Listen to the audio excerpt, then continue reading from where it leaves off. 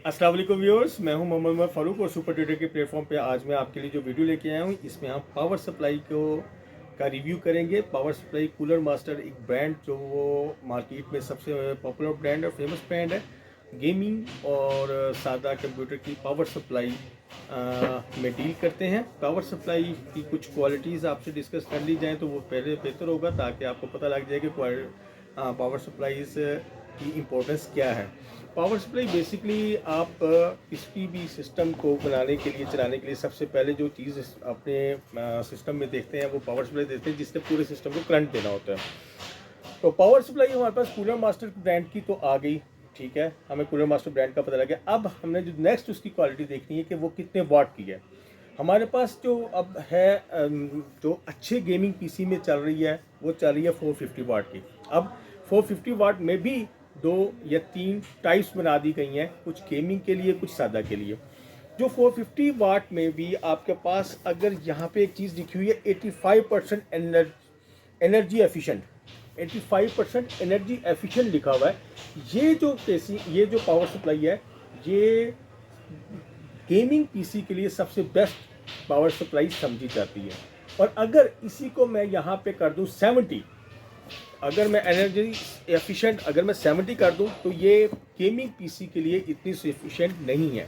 Like this, ये extreme model जो है कूलर मास्टर का एक्सट्रीम मॉडल, ये नॉर्मल पीसीज के लिए है, जबकि हमारे पास जो थंडर मॉडल जो है वो हमारे पास पीसी गेमिंग के लिए है। तो अब आते हैं इसकी नेक्स्ट क्वालिटी की तरफ, यानी कि अगर आपके पास ये वाली पावर सप्लाई 450 वाट की 85 एनर्जी एफिशिएंट के साथ है तो ये सस्टेन 450 वाट आपके पीसी को और आपके जीपीयू को प्रोवाइड करेगी। ये सबसे बड़ी क्वालिटी है इस पावर सप्लाई की।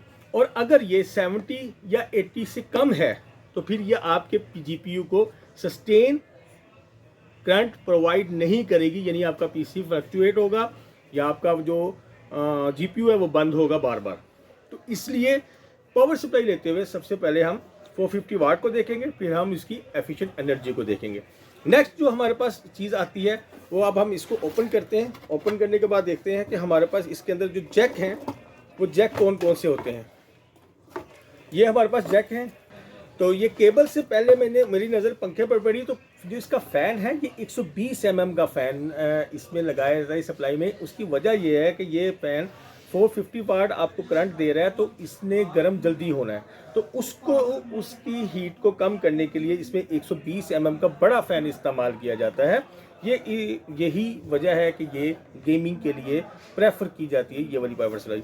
अब आ जाते हैं हम इसके जैक की तरफ। तो हमारे पास इसके अंदर जो जैक्स इस्तेमाल होते हैं वो तो नॉर्मल ये हो गया, लेकिन इसमें एक्स्ट्रा जैक जो इस्तेमाल होते हैं वो आपको बताना ज़रूरी है कि ये 2 एक्स्ट्रा जैक 4 पिन वाले भी इस्तेमाल होते हैं इसमें। यानी अगर आपके पीसी के अंदर ये एक जगह पे कुछ पीसीज हैं जिसमें ये 2 भी लगते हैं। और इसके अलावा जो तीसरा इंपॉर्टेंट जैक इसके अंदर है वो है 6 पिन जैक। अब ये 6 पिन जैक जो है इसकी क्या ज़रूरत होती है, ये आ गया हमारे पास 6 पिन जैक। 6 पिन जैक जो होता है ये हमारे जीपीयू को करंट देने के लिए इस्तेमाल होता है। जीपीयू को पावर जो देनी है वो हमने इससे देनी है, यानी इस सप्लाई ने आपके जीपीयू को भी चलाना है, ग्राफिक कार्ड को भी और आपके पीसी को भी। तो व्यूअर्स आपको पता लग गया 6 पिन का फंक्शन क्या होता है। अब हम आ जाते हैं एक्सट्रीम के ऊपर, नॉर्मल पावर सप्लाई के ऊपर। इसके कुछ फीचर्स को डिस्कस कर लेते हैं। इसके अंदर भी 70% जब एफिशिएंट एनर्जी आ जाती है तो मैं इसको पीछे कर देता हूँ। मैं कहता हूँ नहीं, मुझे गेमिंग वाली 85 वाली अच्छी लग रही है और वही मुझे दें। इसके अलावा इसमें भी जो फ़ैन है वो भी 120 mm का फ़ैन इस्तेमाल हुआ है। बस इसमें जो डिफरेंस एफिशिएंट एनर्जी का है और दूसरा ये कि ये इंटेल बोर्ड के लिए डिज़ाइन की गई है। इसके ऊपर टाइप लिखी गई होती है। आप इसकी स्पेसिफिकेशन में अगर जाएंगे तो आपके पास यहाँ पे लिखा हुआ आपको नजर आएगा कि ये इंटेल ATX मीन जो टावर, तो ये आपने देख लिया कि ये ATX होता है फुल टावर। और अगर आप यहाँ पे लिखा हो मिनी ATX तो उसका मतलब होता है डेस्कटॉप सिस्टम। डेस्कटॉप सिस्टम जो होता है वो आपका VCR टाइप का, यानी लेटा हुआ पीसी होता है, उसको हम डेस्कटॉप सिस्टम कहते हैं, और ATX हम खड़े हुए सिस्टम को कहते हैं। तो मुझे उम्मीद है कि इस वीडियो में आपको काफ़ी अच्छी इन्फॉर्मेशन मिली होगी। जितनी इन्फॉर्मेशन इस पे मेंशन है उससे ज़्यादा इन्फॉर्मेशन हमने कोशिश की है कि मैं आपको दूं।